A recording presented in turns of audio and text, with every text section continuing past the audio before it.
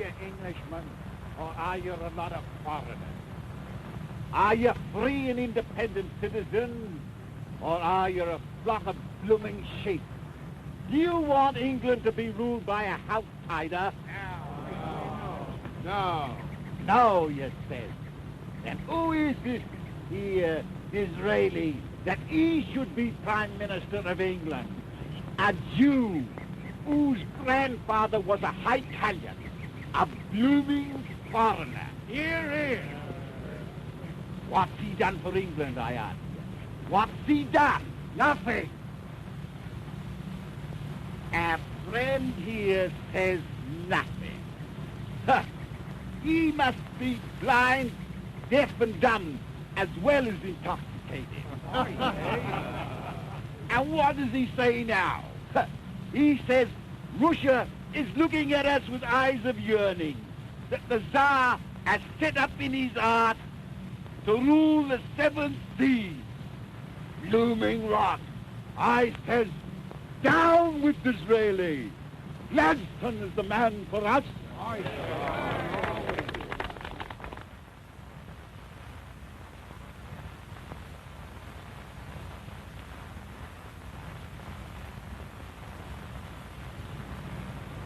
I consider it an affront to every English gentleman that the destinies of our nation should be in the hands of a person like Disraeli, a man who poses as a great patriot, but who is in reality an unprincipled politician seeking only to gratify his mad thirst for power.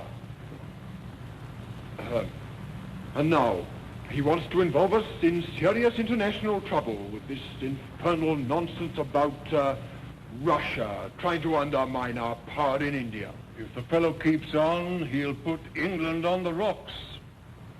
What does the governor of the Bank of England say?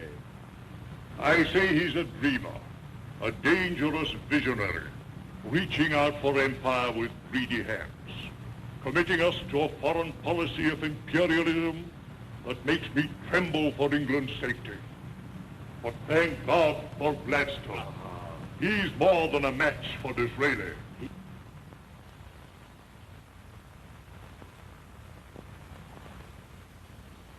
Foreign policy such as the right honourable gentleman proposes would not only gain us, and deservedly, the ill will of other nations, but would ultimately involve us in that dread calamity, war. I say that in proposing such a policy, the right honourable gentleman has branded himself as unworthy to be the counsellor of England's sovereign, unworthy to be the guardian of England's welfare, unworthy to hold the high office of Prime Minister.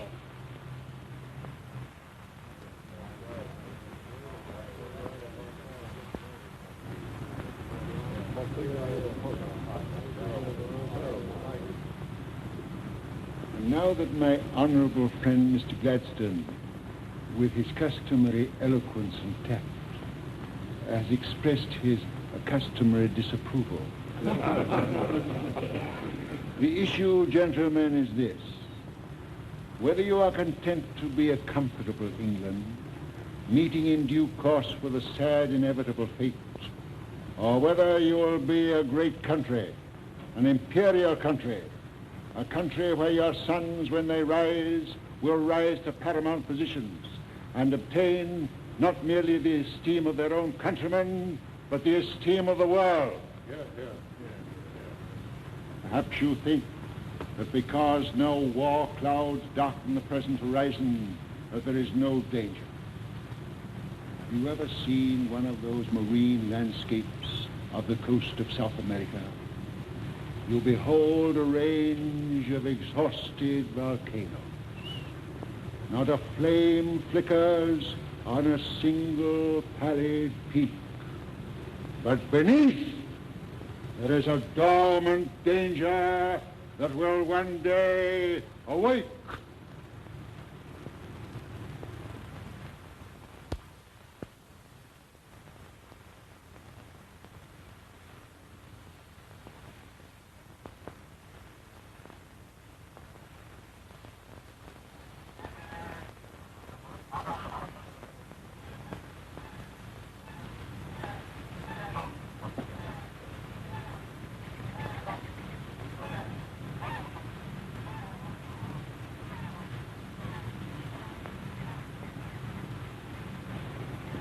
Dizzy, you're worrying about something. No, my dear. I sometimes think, but I never worry. Well, I'll not bother you now about our garden party. But I'm dying to be bothered. Mary, my dear, your morning tribute. Thank you, Dizzy.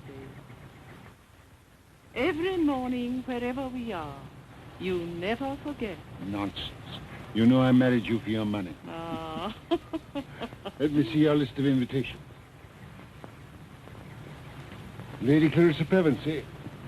Oh, and her father and mother, the Duke and Duchess of Glastonbury. I'm afraid the Duke and Duchess shiver with contempt at the very name of Disraeli. But Clarissa will see that they come whether they want to or not. Dear Clarissa, she thinks you're the greatest man in the world. And she's right.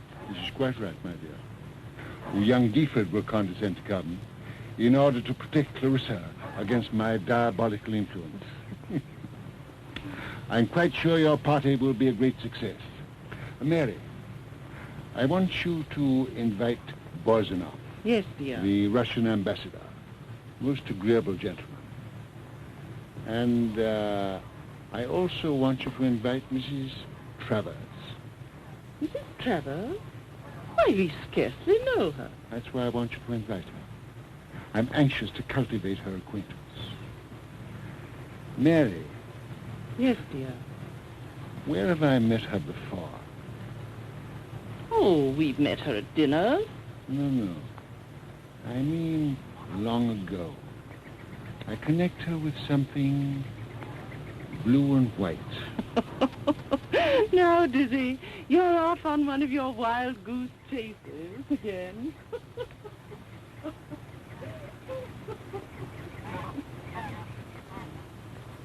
Blue and white.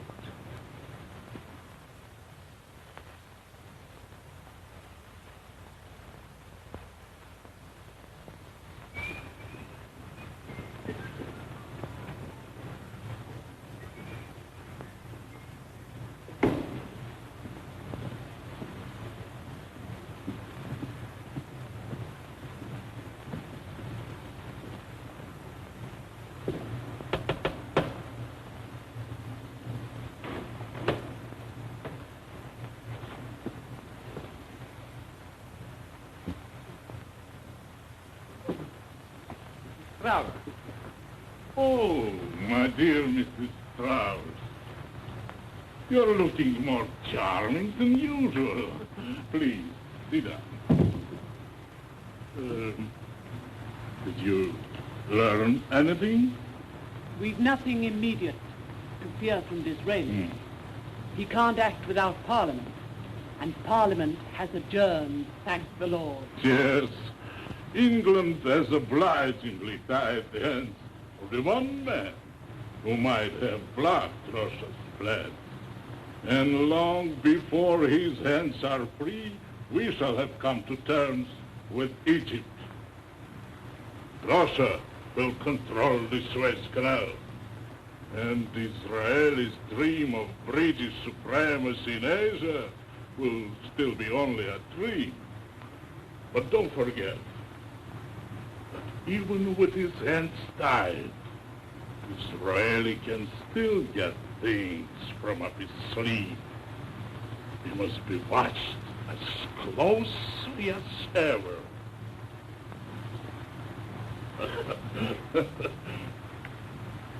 Mr. Paulson's outside. Oh, show him in. Husbands always arrive at the wrong moment. Hello, Paulson. Hello, sir. Hello, dear. Cigarettes? No, thanks. And you? Things will be at a standstill at Disraeli's office until he comes back from Hughenden. I got a note from him this morning telling me I might have the rest of the week off and thanking me for my my faithful attention to his interests. I'm afraid the great Disraeli is getting old.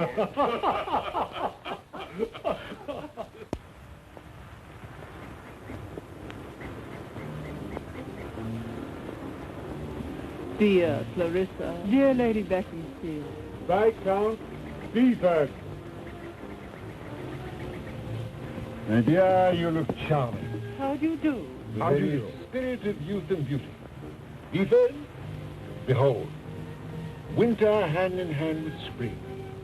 Innocence with guile, experience, the same thing. May I be permitted?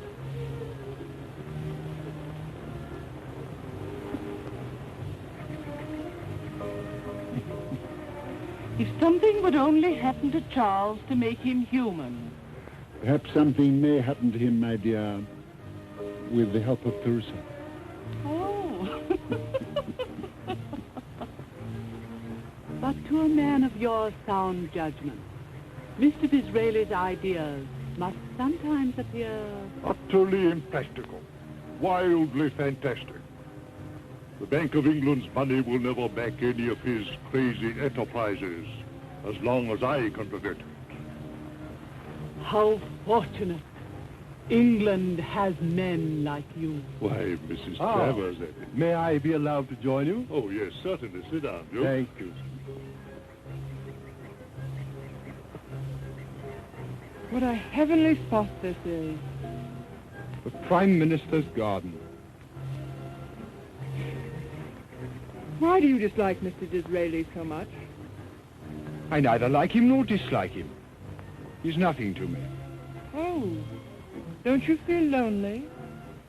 Lonely? You're the only man in all the world who neither likes nor dislikes Mr. Disraeli. Yes, yes. I know how much you admire him, but we won't argue about that now.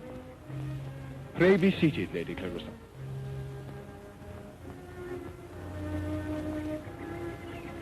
I have spoken to your mother, and she has given me her gracious permission to address you. Was her permission needed? Well, I'm rather a stickler for form, you know. I know. I consider it my duty to marry. Yes? I am much interested in the working man. I have plans for building model cottages with improved sanitary appliances. I trust my wife and I. We'll show our humble friends a model English household. Model children. In short, a model... One moment. What have all these models to do with me? Have I not made myself clear? Since first I had the privilege of meeting you, I have watched you closely. And Clarissa... May I call you Clarissa? I have decided that in time, you will become admirably suited to occupy the position I have adumbrated. I beg your pardon. Adumbrated. Outlined. Oh, thank you. You will think me very silly, Charles. May I call you Charles? Thank you. But is this really an offer of marriage? I hoped I had made that clear without offensive plainness of speech. How wonderful. Oh, but you have the right to expect a high matrimonial alliance. I mean the manner of your proposal. Surely. You are a young man of 25. I'm a girl of 19, and you come to me with an essay on political economy. I am a man of heavy responsibilities, not a hero of romance. You will enter a family of which the men have never done anything to be ashamed of. Have they ever done anything? Nothing, thank God, to attract attention. Well, I think the next thing will be to announce our betrothal. Not quite. I am very much honored, Lord Deford, but I must decline the responsibilities and the privileges. I beg your pardon? Oh, Charles, you've made a horrible hash of the whole thing. Hash? Yes, for pity's sake, let me talk slang or I shall have hysterics. I did like you. I liked you very much. But your model cottages leave me cold, because I know the laborer wants bread, not bricks. And oh, those model children. I want flesh and blood children who tear their pinafores and smear their faces with jam. But Lady Clarissa... If ever I marry, and I hope I shall, I want a husband who is at the bottom and is climbing on hands and knees, bleeding hands and bleeding knees, with his eyes fixed on the summit. Never mind if he never gets there.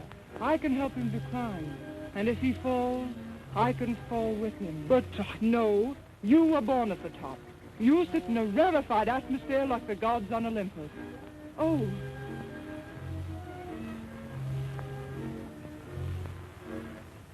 I see I have made a mistake.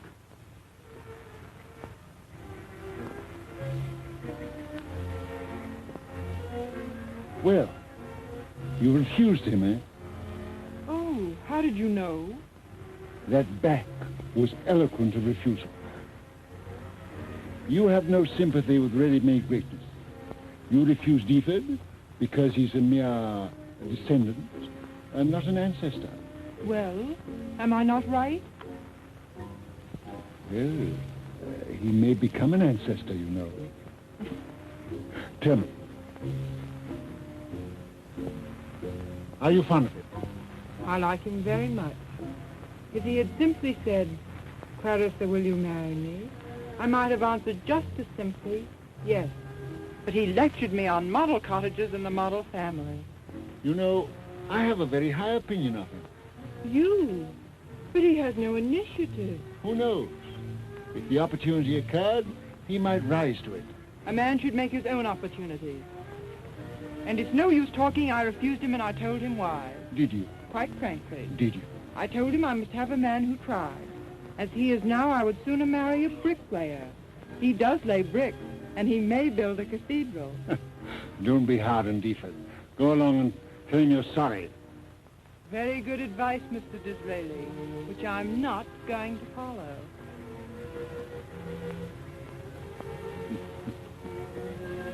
A telegram, sir. All right.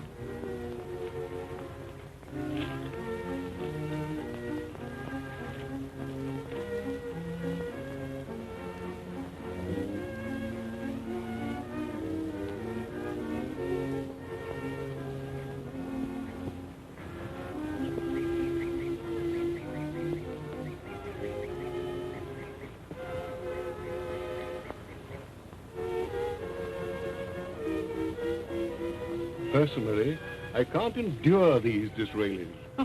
But Clarissa would come. Well, I can't stand the fellow's confounded assurance. Pardon me. Sir Michael, will you come into the library a moment? There's a little matter on which I particularly want your advice. Oh, very well. You'll excuse me? Mrs. Travers, Duke, I'm sure you'll forgive me for taking Sir Michael away.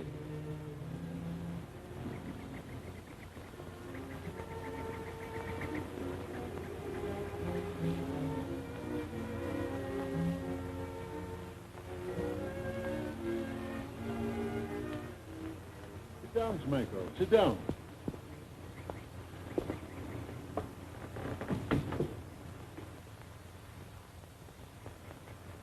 I've just had private information that Ismail Pasha is in desperate need of money.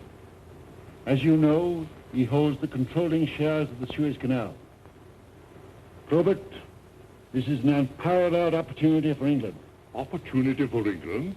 You don't mean that in earnest. Pardon me, in dead earnest. Do you seriously mean that you're thinking of purchasing the Suez Canal for England? I have seldom meant anything half so seriously. And you are about to suggest to me that the Bank of England should back you? I am, until Parliament meets again. Then let me tell you, sir, at once, I shall never consent. Never, sir. Wait a moment. No, sir, there's nothing to wait for. I'll not allow the bank to play ducks and drakes with its money on an Egyptian ditch. An Egyptian ditch? That's rather neat. But it won't be ducks and drakes, because the government will be at your back. How do I know that? I say so. Suppose the government falls. The dear man is always falling. What difference does that make? Don't the Conservatives invariably go on just where the Radicals left off, and vice versa? Besides, in this case it hasn't time to fall. This thing must be done within the next 3 weeks, long before Parliament meets. But why in such a hurry? Because Russia... Oh, that ancient bugbear. That ever-present peril knows of this opportunity to purchase the high road to India. Why hasn't she purchased? She's not ready. She has no fleet. But she's watching us. She's watching me. The spy mania. And if she sees the slightest move on my part, she'll snap up the canal, fleet or no fleet. A pretty moon, Mrs. Travers. Yeah. Such pretty ears.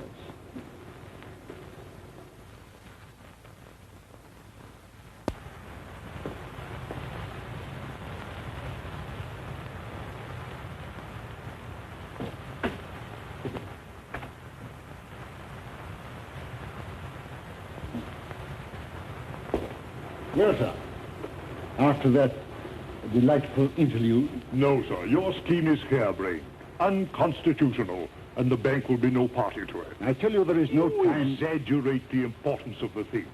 You have the Eastern imagination. Because this canal runs through a desert, you see it in a dream, in a mirage. Meet again. The canal is a confessed failure. Oh. Whatever doesn't pay is a failure. The tonnage that passed through it last year... please. And it's filling up, sir. Filling up. Soon the only ship sailing on it will be the ship of the desert. I mean the camel, sir. Yes, I thought you meant the camel. Beware of the East. Remember Pharaoh, sir. Remember Pharaoh. Yes, but what about Moses? He was a Jew. That is, he was privileged. In short, I disapprove of your imperialistic ideas, Mr. Disraeli, and the bank will not stir a finger to further them.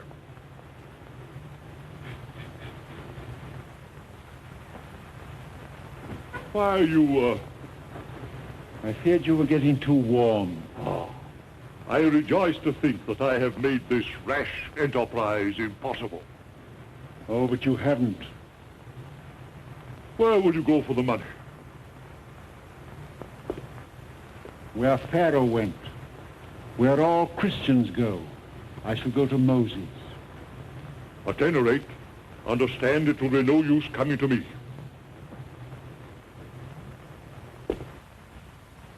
This, sir, is definite and final. Nothing is final, Sir Michael. In the unlikely event of Moses failing me, I may send for you again. And I shall not come, sir.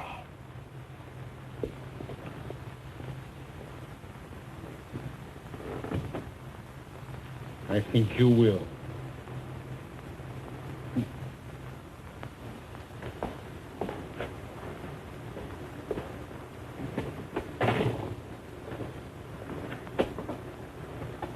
Lizzie, what are you and Sir Michael talking about? Lady Probert's in a dreadful way. She's missed her husband. Has she? He's missed his opportunity. Come, dear. Everybody will wonder what's become of you. All right, my dear. I must get hold of Hugh Myers. Hugh Myers, the banker? Hugh Myers, the banker. That's the man, Mary. That's the man. Be very kind to send that telegram. Dizzy, you're not worrying about money. No, my dear. Probert and I were just talking politics.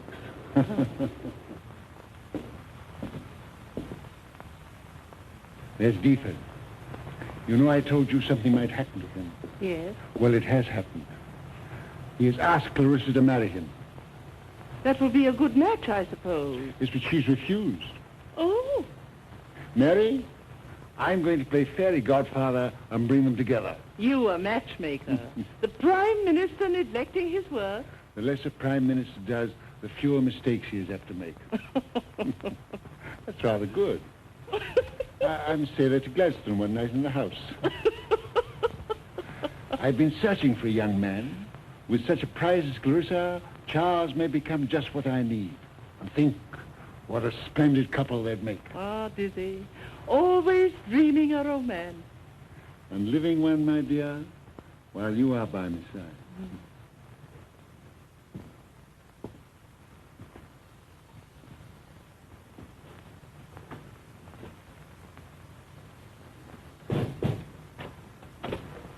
Is that Deaford?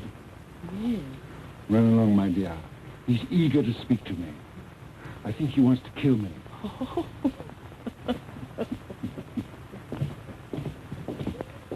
Mr. Disraeli. Huh? I know that tone of voice so well. What do you mean, sir? It's the tone of an angry man. Now, what cannot put you out? Let him speak. Interruptions are annoying. If they hadn't interrupted me the first time I addressed the House of Commons, I might have become a vestryman and respectable. Really, Mr. Disraeli, you make it difficult to talk to you serious. I never talk seriously. Keep your grave face for your jokes. I never make jokes. A man who never makes jokes is a standing joke to the world. Humor is of several kinds. We Oxford men have a humor of our own. I know. An unconscious humor. Mr. Disraeli, Clarissa has refused me. Yes?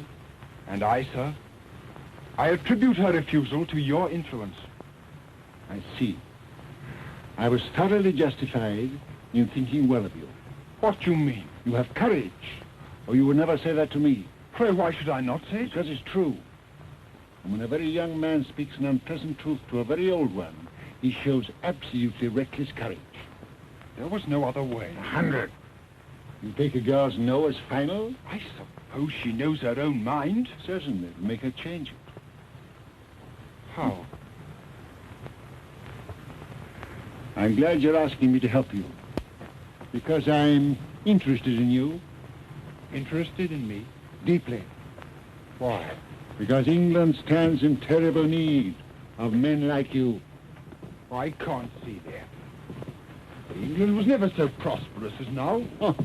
She has a wise aristocracy, an industrious middle class, a contented and happy peasantry. Bravo, bravo.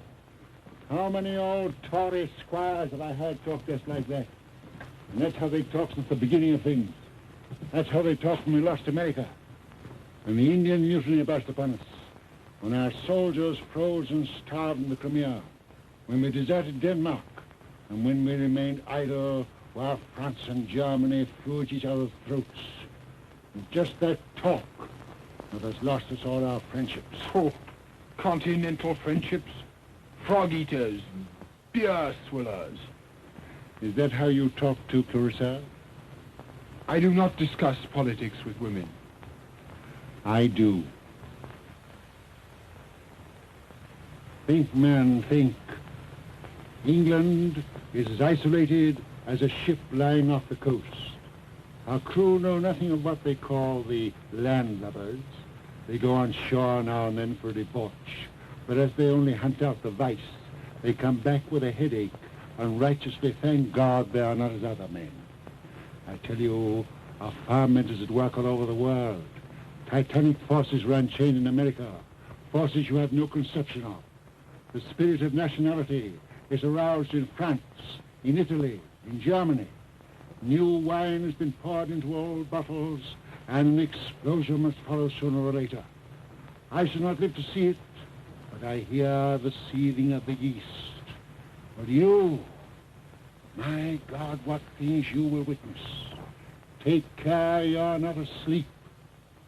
All the nations must expand, and everywhere our empire is in their way.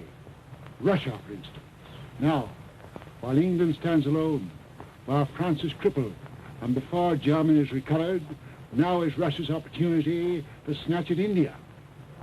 With India lost, the whole fabric crumbles, and England sinks into insignificance, a Belgium at sea.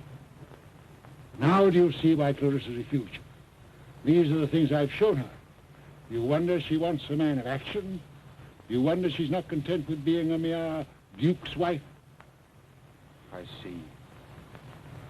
I see, but what can I do? What can any one man do? What one man has already done. You, sir. But how can I hope to emulate you? You can learn. Will you learn? Will you teach me, sir? Yes. How can I begin? Leave your small ideals. Or better still, grow from small ideals to greater. You have begun well. You're putting your house in order. Now pass on. Pass from the parish to the empire. The parish, how small it seems, and everything I've done in politics, how utterly insignificant. In politics, nothing is insignificant. Contrast it with this question of India. Whether we hold it or lose it. Yes, what's the solution? War? War is never a solution. It's an aggravation. What then is the solution?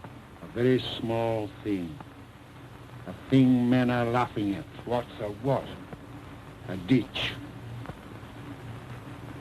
A ditch dug in sand. A ditch? A ditch dug in shifting sand. You mean that... I mean that a ditch dug in sand grows the very best celery. Ah, Mrs. Travers. We were just in the thick of the most interesting horticultural argument. Really? Yes. Mary, Yes, dear? Lord Deford has done me the honor of accepting a secretaryship. What? Lord Beeford working? Clarissa, isn't that unexpected? Not altogether. And how he'll have to work. You'll have so much to teach him. Mr. Disraeli has already begun. Yes, I've been teaching him what it took me many years to learn. What is that? Dear lady, that a ditch dug in sand grows the very best celery. Dizzy, what do you mean? Celery?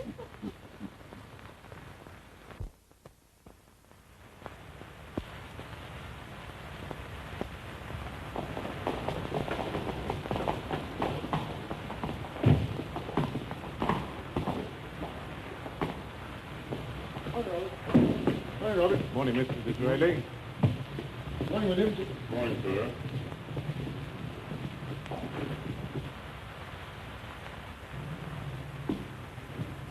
Oh, good morning, Mr. Folger. Good morning. You can tell me Mr. Folger was waiting. He was not here, sir. These are ready for delivery, sir. Thank you, sir.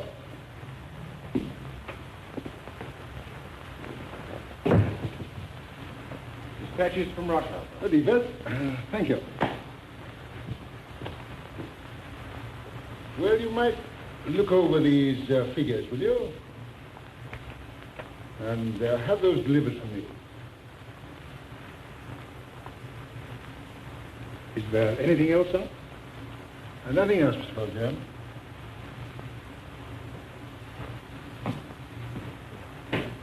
Oh, Mr. Folger. You have the figures about the fortification. Yes, sir. The...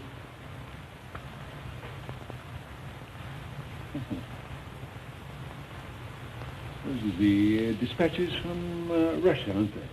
Oh, I beg your pardon, sir. Oh, quite a natural mistake. Mr. Hugh Myers, sir. Ah. Myers, how do you do? Well, the money is on its way. From The Argentine. when will it arrive? In 3 weeks. Good. To be placed at my disposal in the Bank of England. The Bank of England? That's rather humorous. Why? I was thinking of Probert. Oh. Edith. This is Mr. Hugh Myers, one of the world's greatest power. We have to raise money, you know, for the fortifications of the Gulf of Aden. Oh, I hoped it was something much more romantic than that, sir. Oh, what? The Suez Canal. Oh, did you?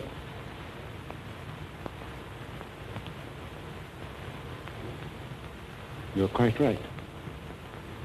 It is the Suez Canal. Since you've hit on the truth, it's better that I should tell you that until I am ready, not a syllable must be breathed on this matter. Is that clear? On my honor, sir. Good. Will you come into my room, Mr. Myers? Excuse me, sir. I forgot to give you your list of engagements. Oh, thank you, Mr. Folger. Mr. Myers, this is Mr. Folger. Such a worker. Let me see. What was the exact amount required for the fortifications of the Gulf of Aden?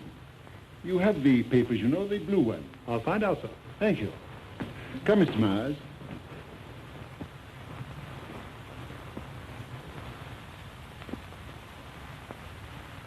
Do you know why Mr. Myers is here? I'm very busy. He's not here for any fortification scheme. He's here for the Suez Canal. Lady Clarissa Pevensey and Mrs. Travers are here. Here's an invasion. Delighted. Mrs. Travers and I were dying to see how you looked in the throes of toil. Oh, well, it hasn't undermined my constitution yet. We expected to find you with a wet towel round your head. Oh, no, so far I've done nothing but look on. It's a wonderful opportunity for you. That'll be a bombshell for Probert. I am delighted. Well, well, well. Come to see the neophyte, eh? Mrs. Travers. And you know, I half expected this visit. Allow me, Mr. Hugh Myers, Lady Clarissa Pevensey, Mrs. Travers. How do you do? Dear ladies, you'll excuse her. Was this a momentous interview? I really cannot tell you. Ah, that means that it was. How exciting to be in all the state secrets. Oh, but I'm not. I am only an apprentice. How humbly you speak of yourself. I know now that I know nothing. That's a great stride towards your goal, isn't it? Is it? I think so.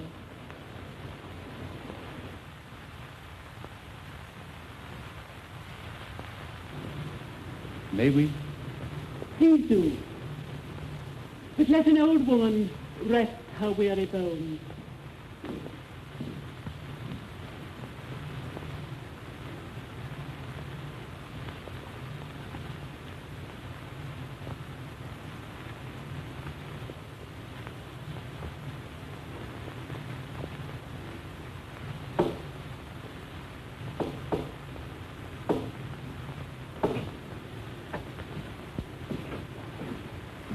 Agatha.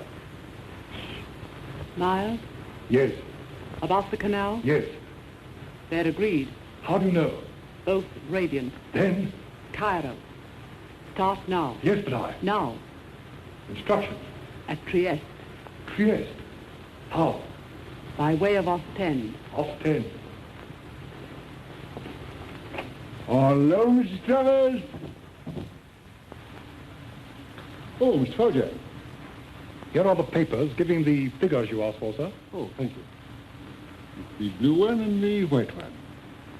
Blue and white. That's curious. Mrs. Travers, this is Mr. Folger. Such a worker. Now, how's your poor husband? No better, I fear.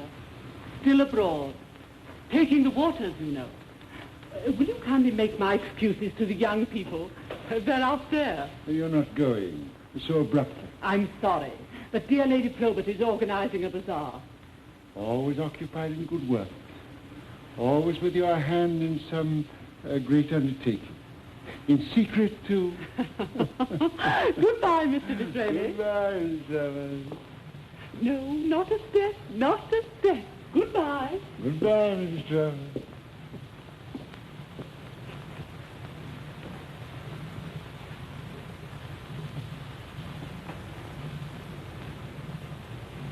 Ostend. Ostend.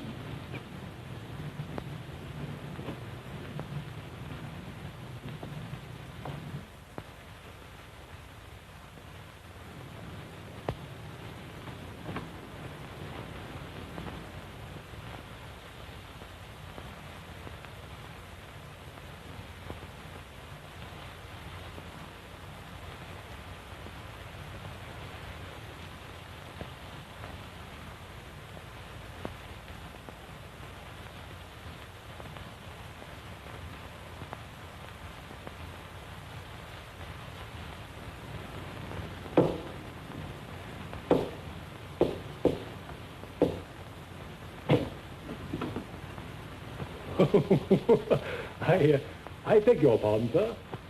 I thought you called.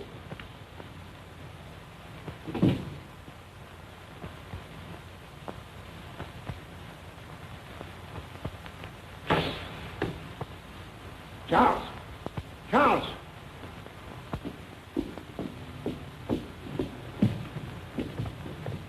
Very sorry, sir. Did Folger make any comment about Myers' visit? Yes. I thought him rather impertinent. Oh, how? Shall I go? No, my dear, well. But he asked questions. Yes? But I snubbed him. Finally, he had the impertinence to say that you were seeing Mars about... Well? Am I to speak in Lady Clarissa's Yes, presence? yes, go on. About the Suez Canal. And what did you say? Not a word, of course. Oh. How did you snub him? I merely stood up and looked at him. What, sir? What more could you have told him if you talked for an hour? Do you accuse me of speaking? No, sir, I accuse you of holding your tongue too eloquently. Oh, well, he's easily mustered. How? If he on his parole, I'll fetch you. Yes, fetch him. Mr. Mr. Yes, sir? Send for the senior Queen's messenger immediately. Yes, sir. Well, he's not there. He's not in his room, sir. No. So I tell you where he is. He's Victoria Station, catching the 10:30 express, on his way to Ostend, Trieste, and so to Cairo. For God's sake, sir, who is he? He's Mrs. Travers' husband. What? Yes. He and she are agents, spies. Russia has sent here to discover what you have told them. Have him arrested. How? On what ground? What's he done? But, sir, why did you employ him knowing he was a spy? Because I knew it. Because I wanted to have him under my eye. For weeks he's been secretly entering this room. I knew it. I planted papers and letters for him to read. I had him on the wrong scent when you... When I blundered. When you lost control of your features. Will you tell us why silence is so important? Oh. Now it's of no importance whatever. Yes, you ought to know. So that in future... Future? What future is there for me? In future you may learn to control your features as well as your tongue. Sit down.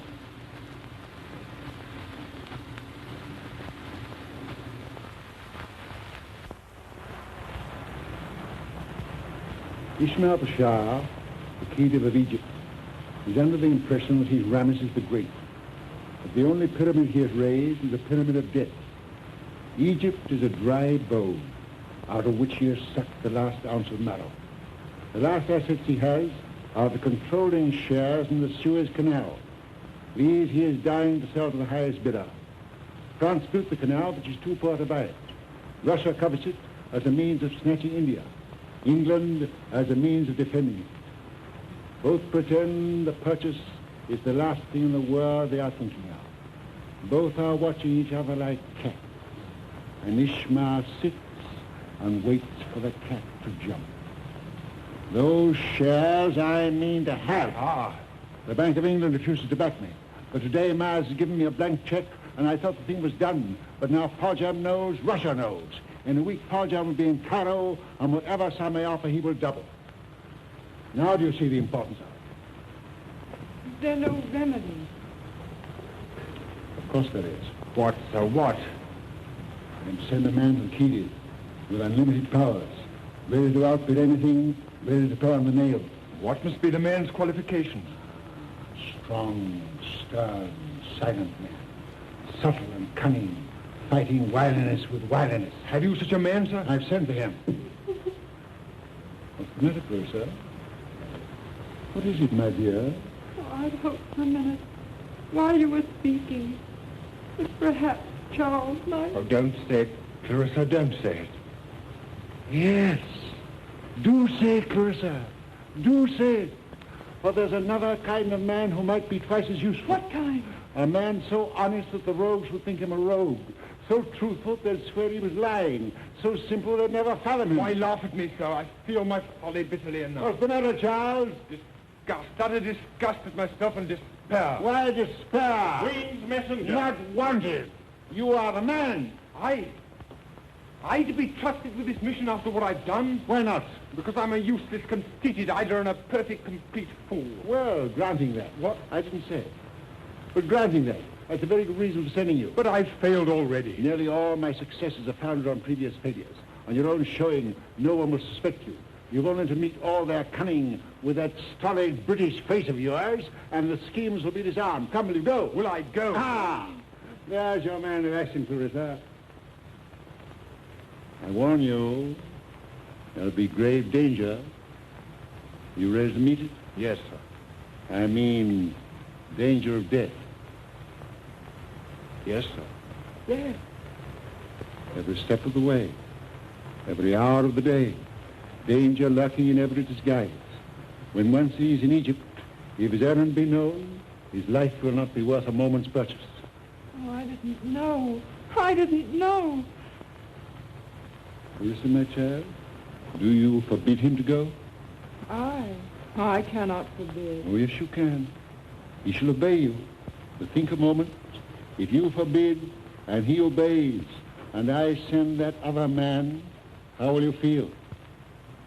Clarissa. You must go. Well done. I think I may tell you, may enough, that a great reward is awaiting his return. If I succeed? Whether you succeed or fail. Eh? Good. Now then, when can you be ready to start? I think I could start the day after tomorrow. Capital. That will make the enterprise so much more interesting. How do you mean, sir? Well, Parjam will have 48 hours start with Ishmael. You mean I shall be too late?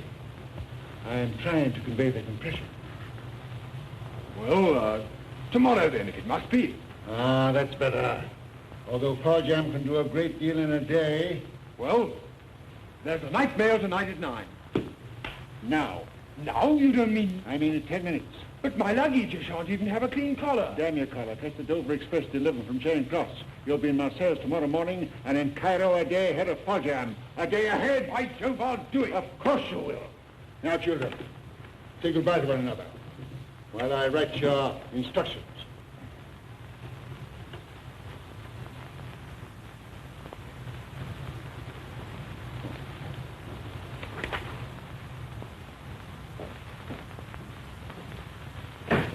Clarissa, did you hear what Mr. Disraeli said just now? The hope he held out of reward? If he had not said it, I should have. The reward will be mine if I succeed. Or if you fail. Oh. Clarissa, do you love me then? I love you. Time's up. Ready, sir. Now then, here's all you need. Money, instructions, and the code for telegrams. I keep the duplicate. Now be off. No. Departure should be sudden. Good luck. Goodbye. Good luck. Goodbye. Good luck.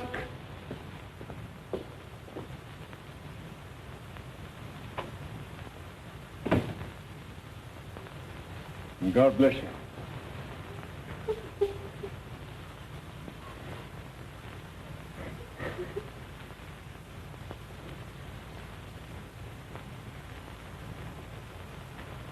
Well, now then. What am I to do? What am I to do? Would you care to go for a drive? Oh, you're heartless. How am I to wait? How am I to wait? You don't love him. No. Then why did I send him? Listen, I've got an idea. What? Come into the country and feed peacocks. Peacock? Very noble and intelligent birds, I assure you. Peacock.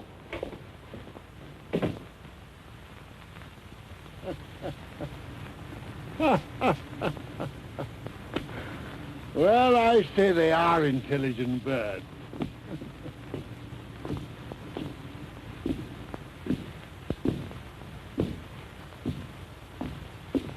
Hey, master. Where are we going with that spade? What? Why, bless my soul. And them dirty boots. Splendid morning's work, eh, Potter? Don't blame me if you've cost your death.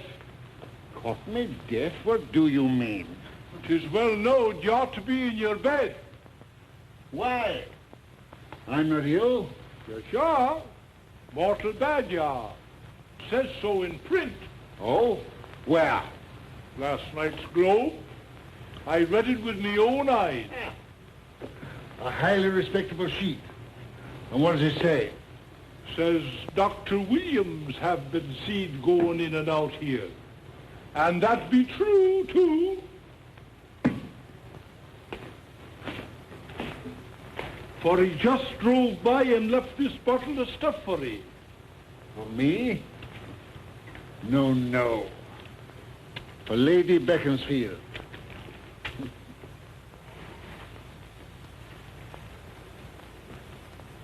Very kind of them to be so anxious about me. Dr. Williams has been here twice to see Lady Beaconsfield, who had a fainting fit. And that's all. Oh, them London newspapers. Ah, my coffee. Good morning, Mr. Basket. Good morning, sir. Sir Mr. Sterling? I believe so, sir. And Lady Clarissa? Yes, sir.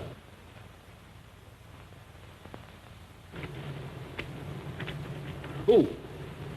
Morning, Mr. Disraeli. Good morning, my dear. Any news of Charles? Not yet. Not yet, not yet. It should have come days ago, shouldn't it? Shouldn't it? Are you so deeply in love? Oh, dreadfully. You had breakfast. Breakfast.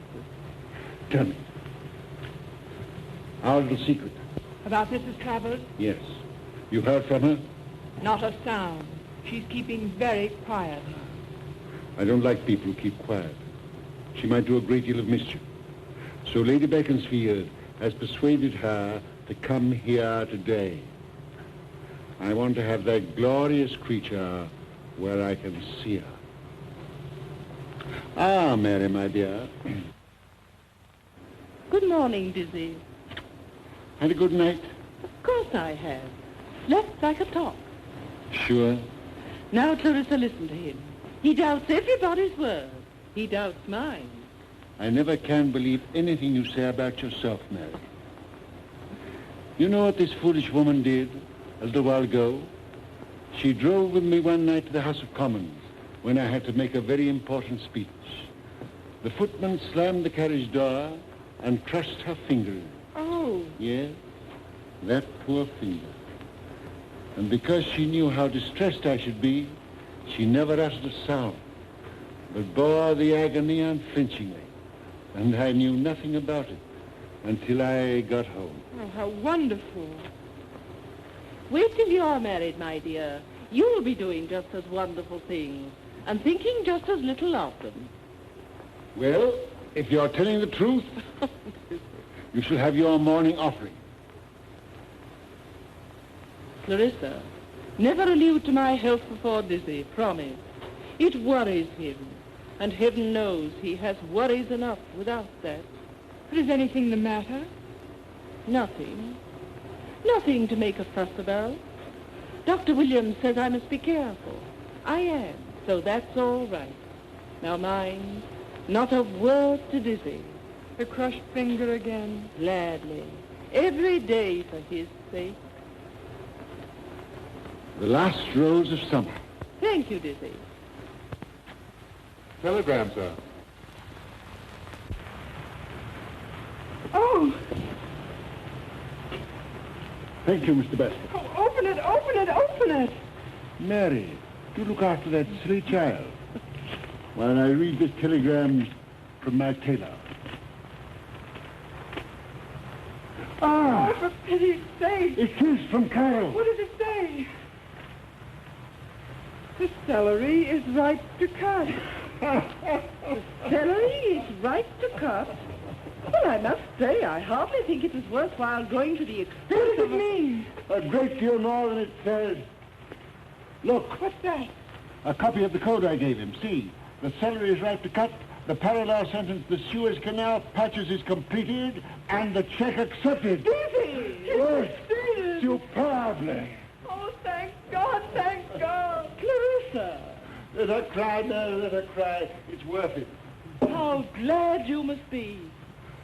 Glad, for now that other dream of mine will be realized. What dream? To make my sovereign Empress of India. Empress of India? Ah, sounds well, Mary, doesn't it?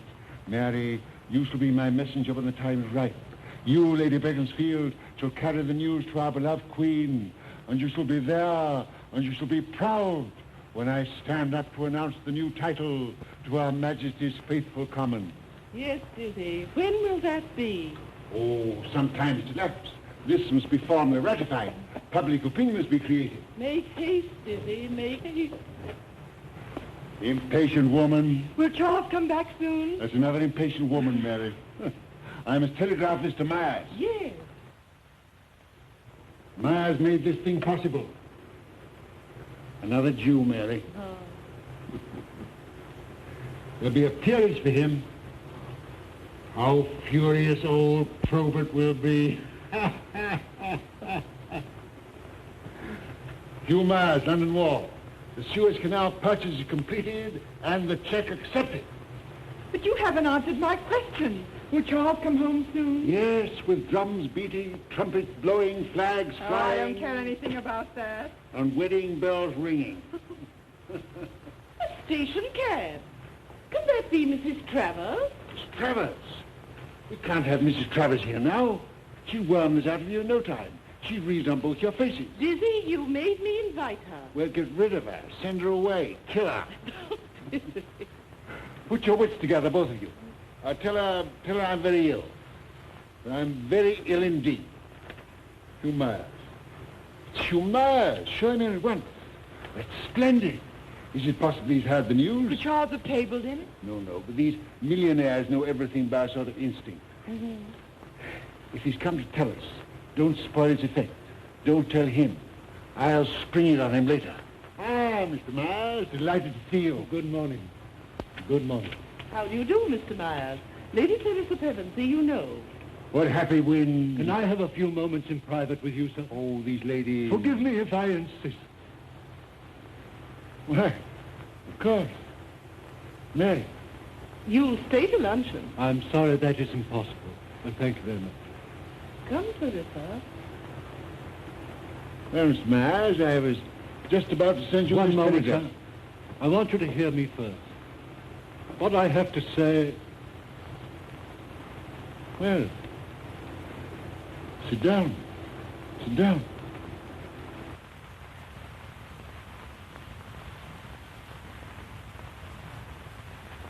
Well, I don't know how to tell you. It's so much harder than I expected. Come. Tell me. Mr. Disraeli, I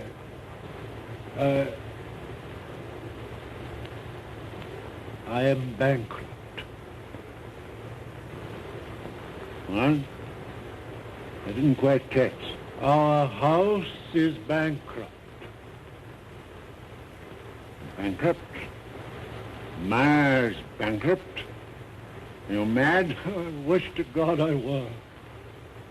You mean you're temporarily pressed, you're in temporary difficulties? I mean we are bankrupt. But the thing's impossible. It's the truth. A house like yours, an historical firm, you might as well say the Bank of England. So I should have thought. What have you been doing? What? Stop, it's not our fault.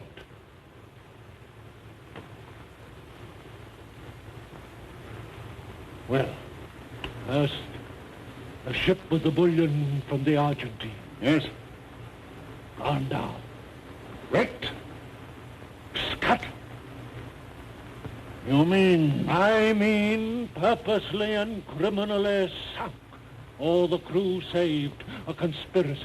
It would take weeks, months to recover the insurance, and that is not all. What else? For a long time, ever since our interview in Downing Street, rumors affecting my credit have been spread abroad, and now this mysterious wreck. I'm being pressed. I see. Some enormous power has been working in the dark. My liabilities have been bought up. Be as angry as you like. You're justified. I've been an honest man all my life, and now I come before you in the light of a common cheat. Oh.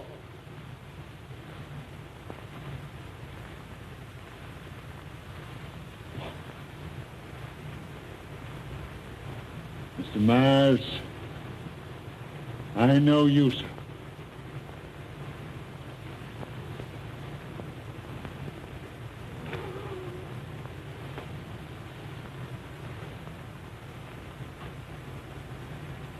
Tell me, you say some power is behind, active in this. Whom do you mean? I don't know. They're working through an agent. But who is that? Samuel Lewis. The great solicitor? Yes. Does anyone else know? Not a living soul. I've come to you first because, of course, we cannot carry out the canal contract. Thank heaven I'm in time. Thank heaven that has not gone through.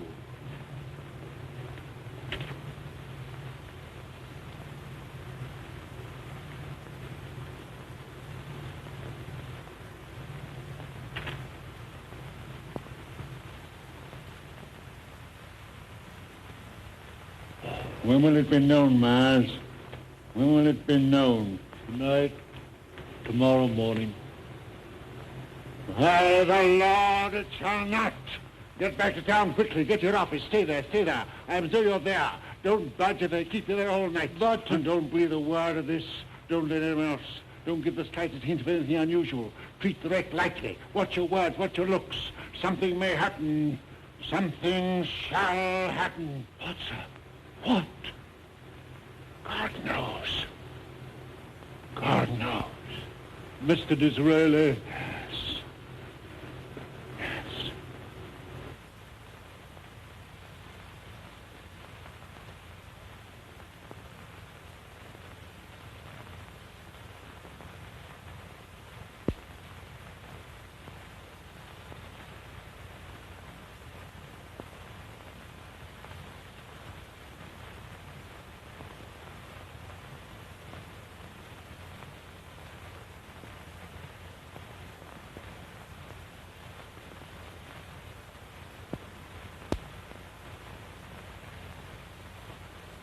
Mary. Mary.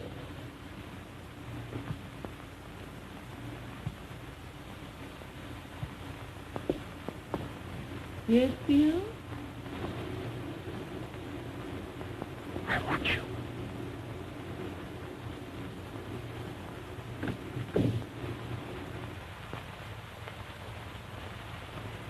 What is it?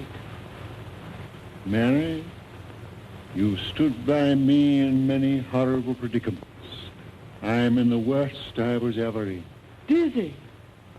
Miles. Myers is bankrupt.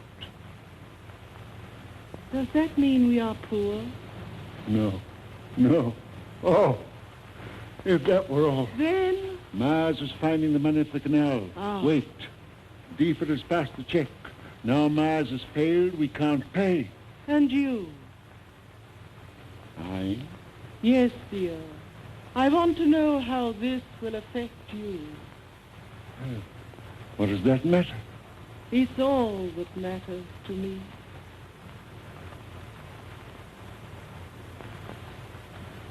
I hadn't thought of that. What will happen to me? Disgrace, utter and irretrievable. The kind of disgrace no man can bear. No man can live through. Dizzy! Yes, by heaven, I will bear it. I'll face the nation. I'll bear it alone. Not alone, dear.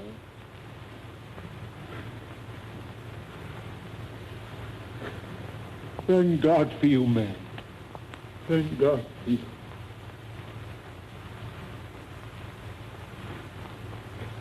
Have you done anything yet? Soon, what could I do? Shouldn't we go up to town? I daren't. I can't move secretly. The Prime Minister can't stir without setting the whole world agog. The papers have said I'm ill. If I were seen in Downing Street now during the recess when I'm supposed to be ill, every newspaper in the world would grow hysterical. It's horrible, Mary. I'm bound hand and foot. Mrs. Travers. What? Mrs. Travers in a station cab, sir. I'll get rid of her. Get rid of her, Mr. Basket. Ask her to wait. Cure him when I ring. Surely you'll not receive her We now. must keep her here. Must keep her here. Why? She must stay here. We mustn't let her out of our sight.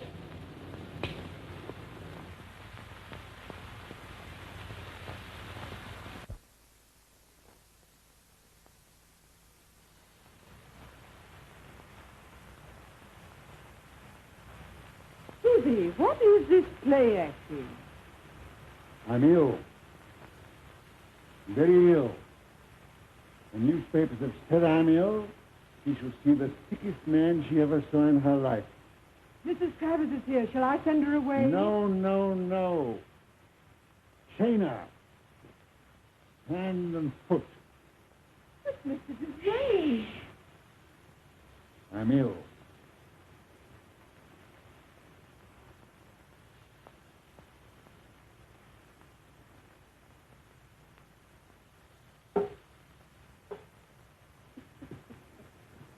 Very ill. Mrs. Travers. Ah, dear Lady Beaconsfield. I'm so sorry. I heard Mr. Disraeli was ill. I didn't know whether to come or not. I'm sure you can't want to see me. Is that Mrs. Travers, dear? Yes, dear. Oh. Dear Mrs. Travers. It's so good of you. I'm very weak. Very weak. I'm so sorry. What is the matter? Well, I'm very weak. I was very glad to see you. You're so bright. You're so young. So, how's your poor husband? Still abroad, in search of health, you know. Very sad. And you've come to see the poor sick man. Isn't it good of her, Mary? Yes, dear. Do sit down. There. Where I can see you.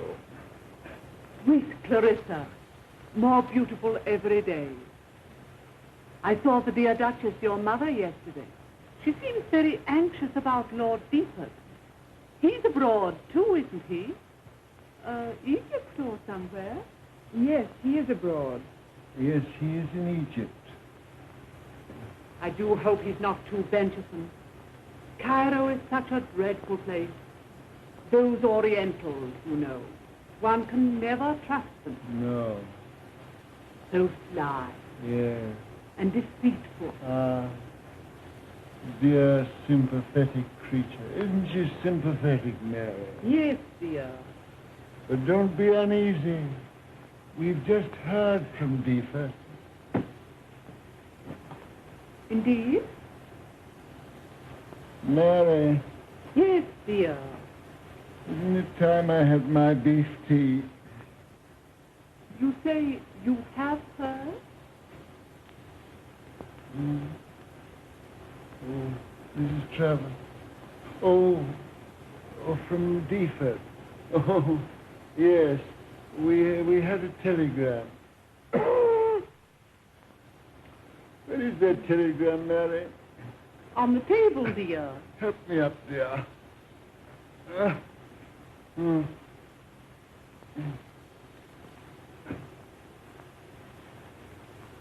Why, there it is, under the paper weight. Read it for yourself, Mrs. Travers.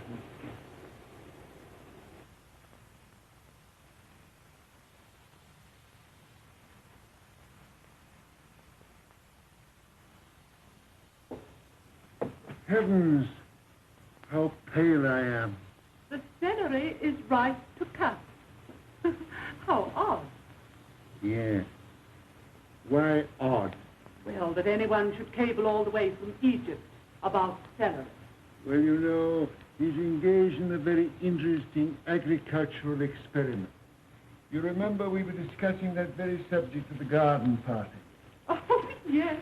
And what a delightful party that was. And all is perfect. Lord Beaufort in Egypt, poor Mr. Disraeli very ill, Sir Michael Probert out of town. Oh. I beg your pardon. A twinge. Thank you so much. I've been trying to remember his name all day. Probert, of course. Oh! Is that one of the famous peacocks?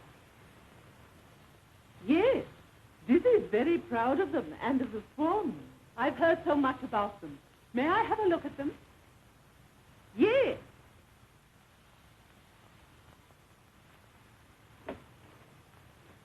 He's given them such funny names. She has the code. Don't let her read it, or I'll stick to her.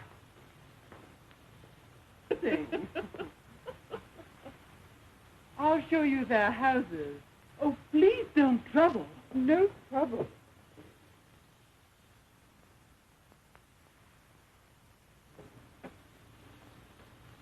Mary, Yes, dear. you know the Probert's country place? You can drive there in 3 minutes. I want you to fetch him at once. I'll order the carriage. Wait. Is Mrs. Travers' cab still there? Yes, Well, you can take that. but if he refuses to come, You tell him it's a matter of life and death. it's Mrs. Travers. Well, look after her. Mary, Yes, dear. take Clarissa with you. I want that woman alone. That must be signed.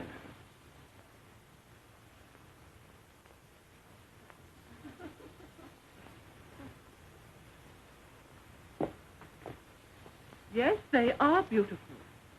And so tame. I'm so glad you like them. Do come and sit down.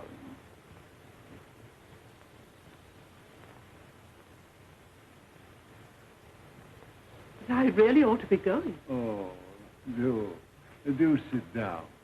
Lady Beaconsfield and Clarissa have to go and meet the specialist. We shall be gone only a very few moments. Come, Clarissa. Specialist? Oh, are you so ill? Yeah. But he'll cure me. He'll cure me. And you shall stay and nurse the poor sick man. I'm dreadfully sorry. Oh, But you must stay.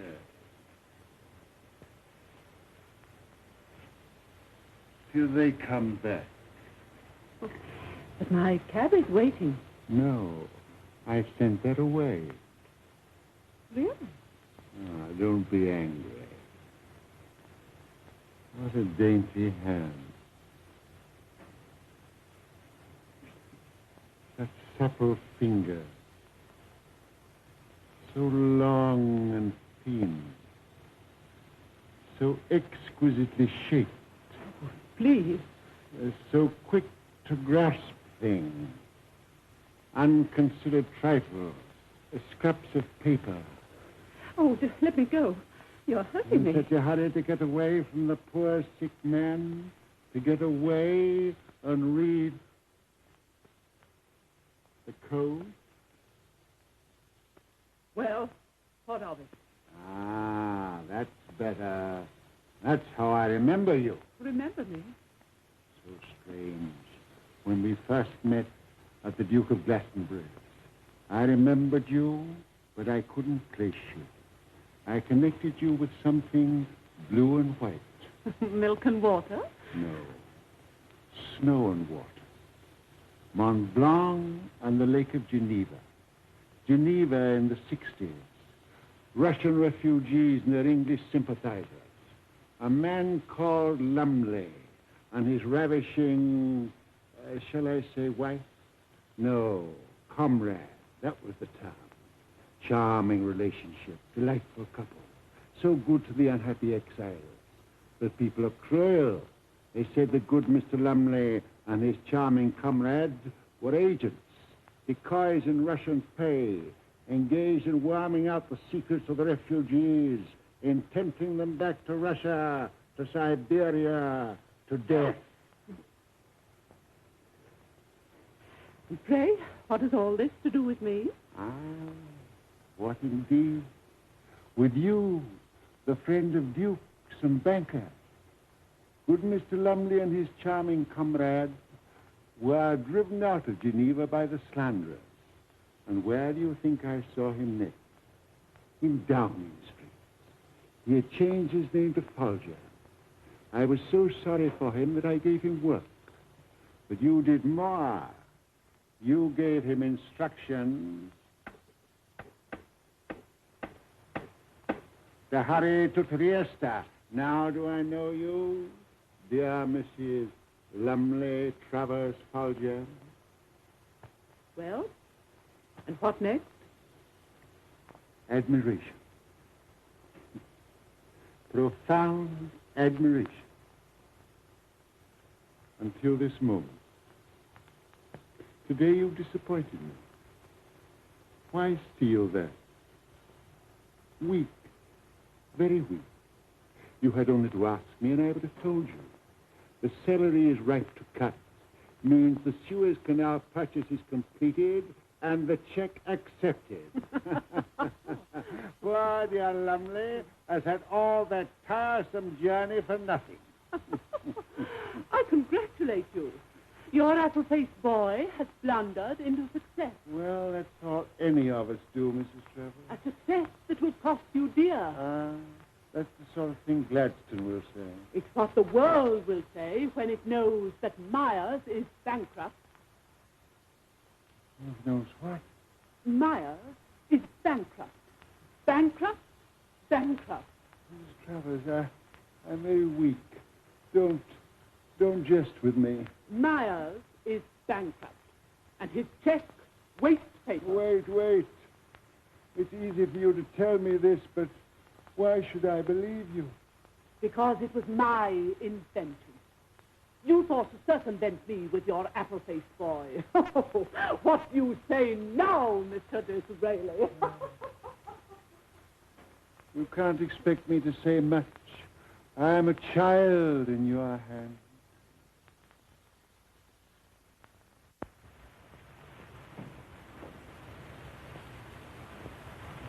Now, Mr. Disraeli, I'm sorry to hear that you are ill. I'm so much better. Mrs. Travers Stimulating Company. Sir Michael Probert. How do you do? But he's not A specialist? Oh, yes, he is. Why, what's going on? If you're not ill, why have you sent for? Robert, sit down. I want to tell you a little story. Now, don't go, Mrs. Travers. This may interest you, too. I repeat, why have you sent for? I told you I might send for you. When? What do you mean? When we had our last delightful interview. I thought as much. Your harebrained scheme. Moses has failed you and you had to give it up.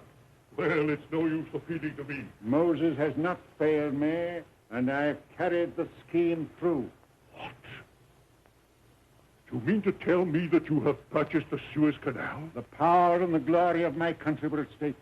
I had to act quickly, and I had to act on my own responsibility. Then let me tell you, sir, you have committed a crime. Parliament was not sitting to vote the money. I had to seek it elsewhere.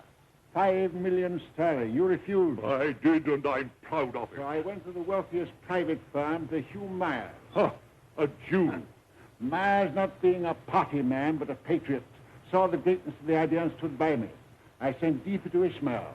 Spies got wind of what I was doing, and Russia knew. So Deeford had to go in a hurry. A race for an empire. He has succeeded, understand me? I put the matter quite simply. Deeford has bought the canal and has paid for it with Myers' check drawn on the Bank of England. Wait. Meanwhile, Russia has been at work by the intermediary of one of the most charming women of my acquaintance. Myers is bankrupt. What? Yes. Russia has ruined him. Mr. Disraeli, I warned you of this. I foresaw it. Your high-handed action has landed you just where I said it would. You must get out of it as best you can. It's no use appealing to me. No, then I will not appeal to you. I will command you. What? You will sign this note giving Myers unlimited credit. Are you mad? I was never more sane in my life. Myers' position is safe. We can gain time. The Bank of England must give him unlimited credit today, now. You don't know what you're saying. You don't know to whom you're speaking. I refuse. You can't. I refuse emphatically. You've mistaken your man. I'm an Englishman, the head of a great national institution, and I am not to be ordered about by an alien, a Jew. The alien, the Jew, happens to be the better citizen. Moreover, he happens to be Prime Minister. You threaten me? Yes, if you force me to it. Oh, empty threats. You think so? You say the bank is a national institution. What becomes of that title if it refuses to save the nation? What becomes of you? Mr. Disraeli. When it is known that the lack of patriotism of one man has placed our country in the position of a person who is trying to pass a fraudulent check, exposed the nation to the ridicule of the world, lost the canal, lost India, baffled England, beat her, disgraced her, dragged us through the mud, what becomes of the bank? You can't touch the bank. I'll smash the bank.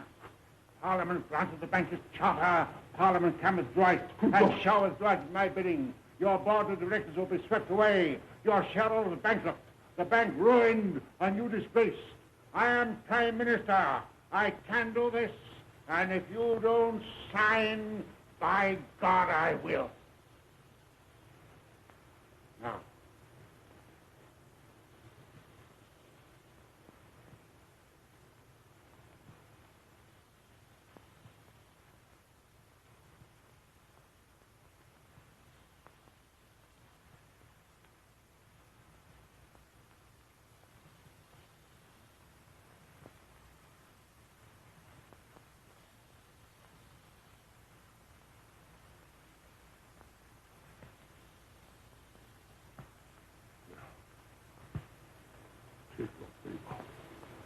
I've signed it. I've signed it to save the bank.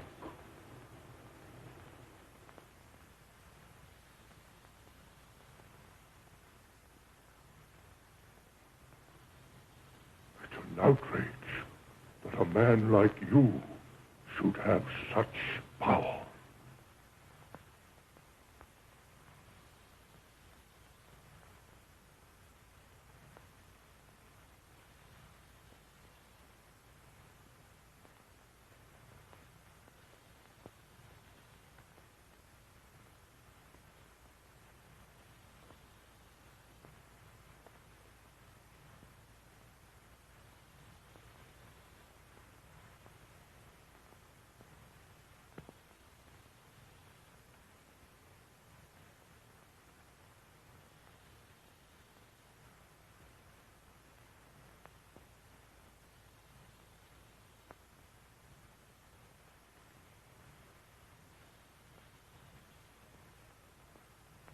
Oh, Mr. Disraeli, thank God you have such power.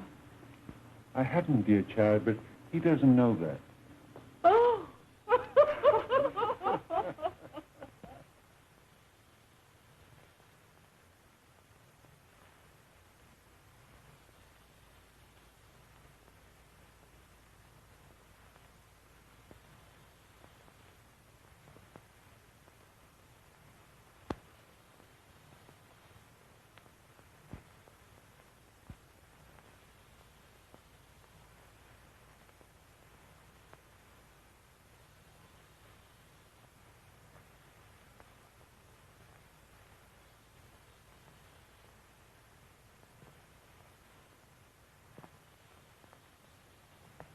She must on no account be disturbed. Let her sleep as long as possible. Yes, sir.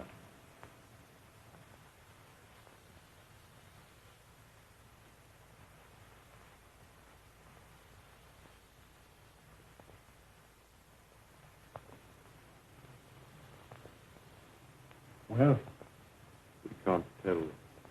I'm very hopeful of the result of this deep sleep, but I can't say anything more at present.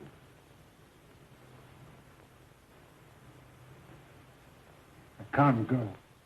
I can't leave her like this. Mr. Disraeli, I know how you feel, but you must go.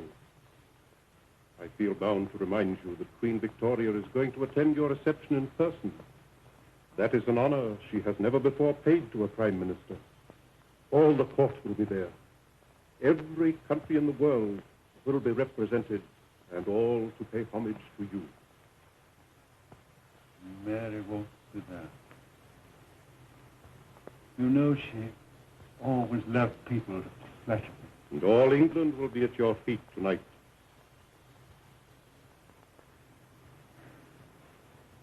Mary won't be there. I promised her that we would meet the Queen hand in hand. How can I go through it? The glitter, the music, the dancing, and worst of all, the congratulations. Alone. You've always been a fighter, Mr. Disraeli. If it were possible for you to stay, I would advise it. But you cannot break faith with Her Majesty. The Queen would understand and pardon me. But you are right. I cannot break faith with the nation. I must go.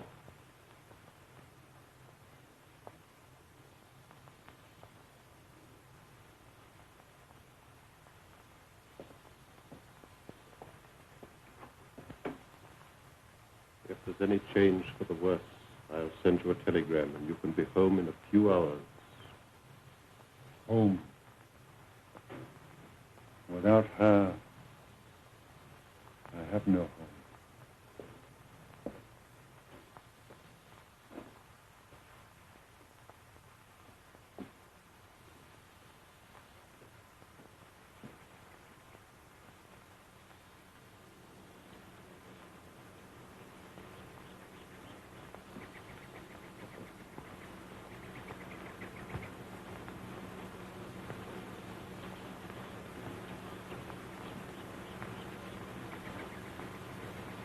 When she wakes, give her this from me.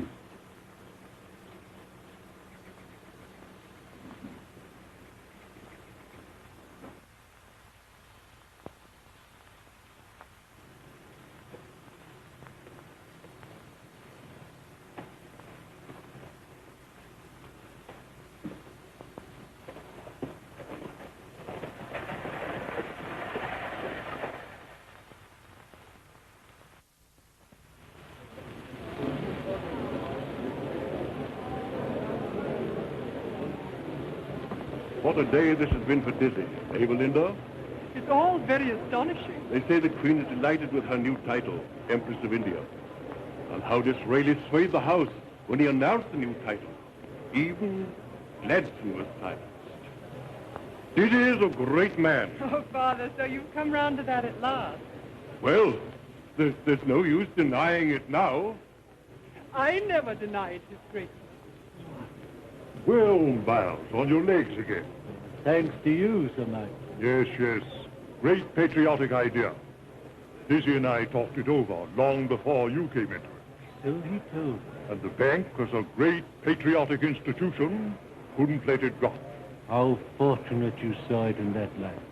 Glad to help you. Glad to help you. Lady Clarissa, the Viscount Deepford has come home. Yes, but think of it. I've not been allowed to see him yet. Too bad. Too bad. Why not? He only arrived half an hour ago and had to come straight to Downing Street. Naturally. They say Lady Beaconsfield is ill.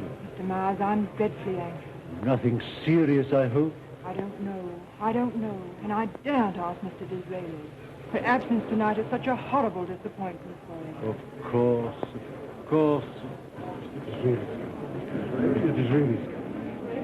Mr. Disraeli's come.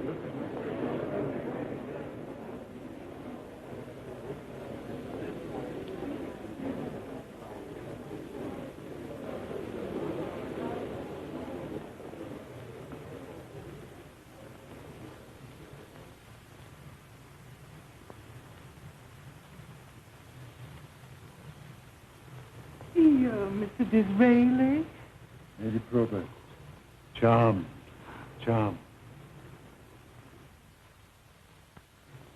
So sorry, dearest Lady Beaconsfield cannot be here tonight. So is she. And so am I. No doubt only a passing indisposition.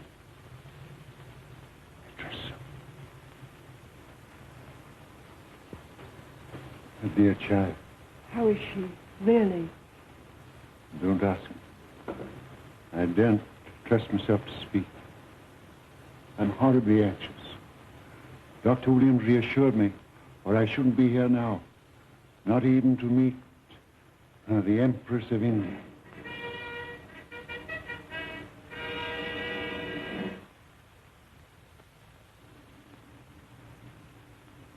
Her Majesty is on her way.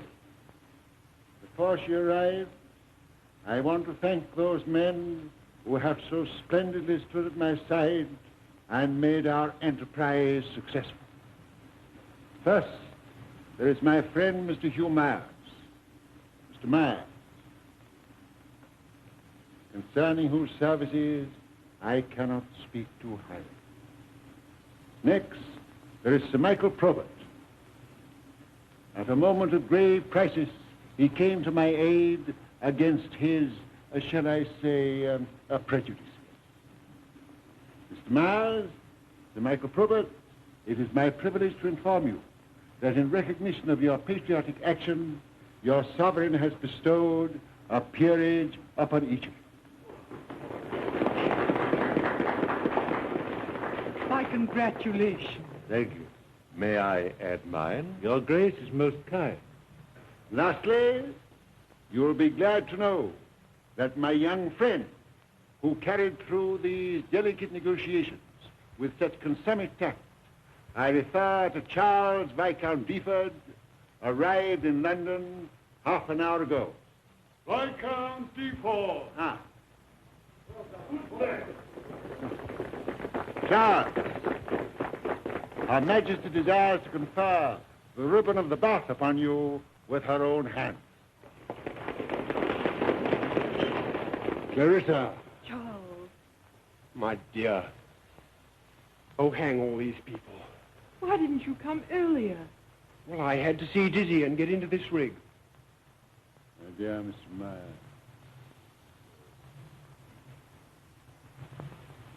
I beg your pardon, sir, but this telegram has been waiting.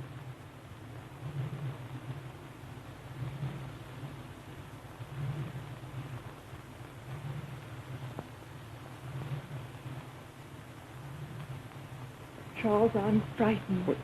Lady Beaconsfield has been very ill. You don't mean... It may be news of her death.